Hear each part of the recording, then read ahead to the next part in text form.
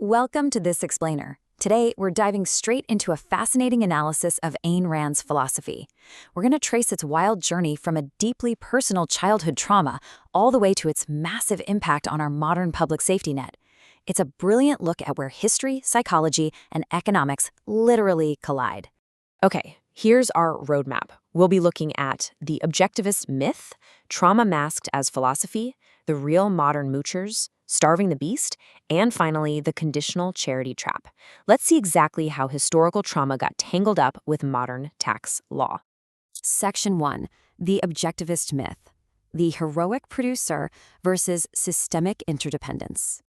So, to kick things off, the source material points out this massive, glaring disconnect between Ayn Rand's idealized vision of capitalism and, well, how the real world actually functions.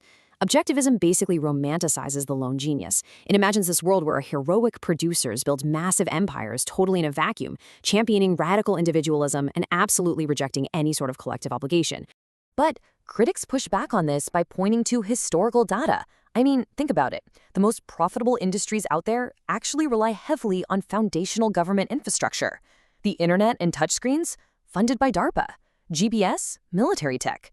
Even those massive global logistics empires completely rely on publicly funded interstate highways, while the U.S. Navy secures the shipping lanes. The source makes it absolutely clear.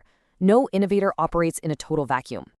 Now, the text points out a truly striking historical irony here. Ayn Rand published her magnum opus, Atlas Shrugged, in 1957.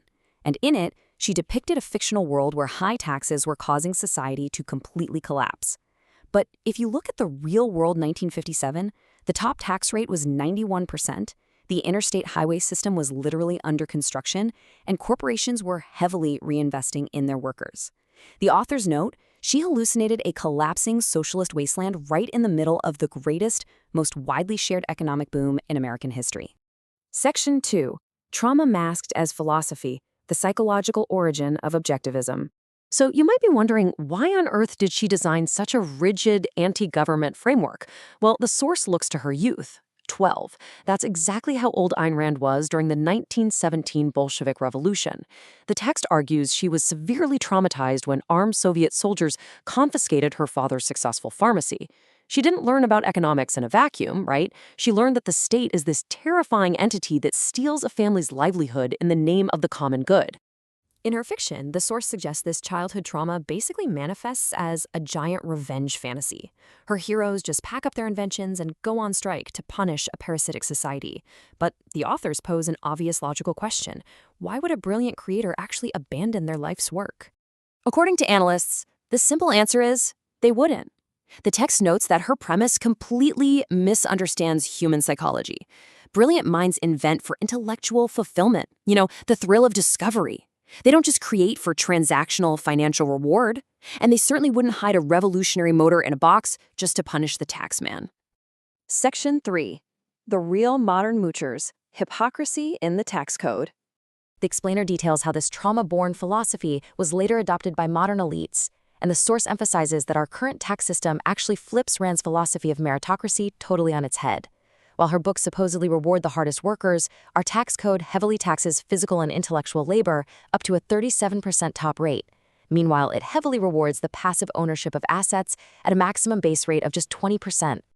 To show how this works in practice, the text highlights the infamous buy, borrow, die loophole. It's a real game changer. The ultra-wealthy buy appreciating assets, take out low-interest loans against them, which, by the way, aren't taxed as income, and then, when they die, those assets pass to heirs with a step up in basis. This legally erases the accumulated capital gains. The authors argue this allows the wealthiest to legally hoard wealth while the working class foots the bill for society.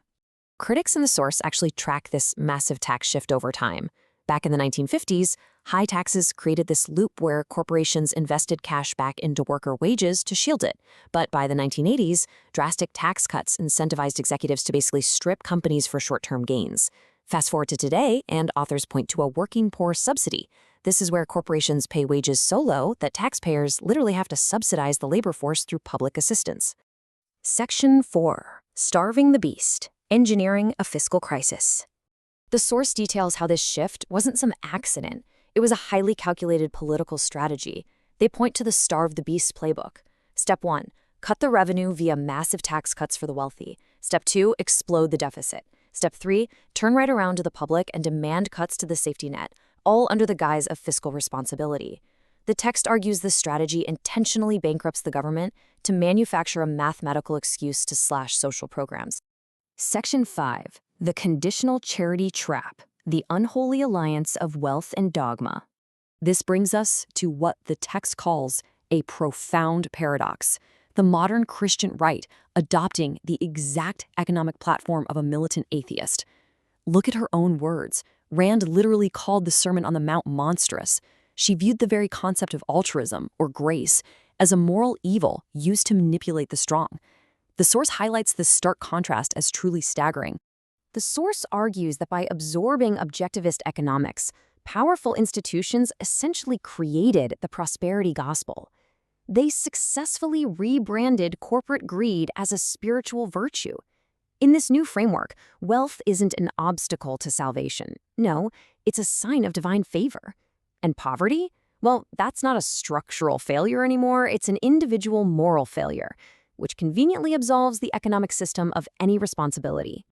So, the text asks a critical question. What actually happens when you replace a guaranteed public safety net with faith-based conditional charity?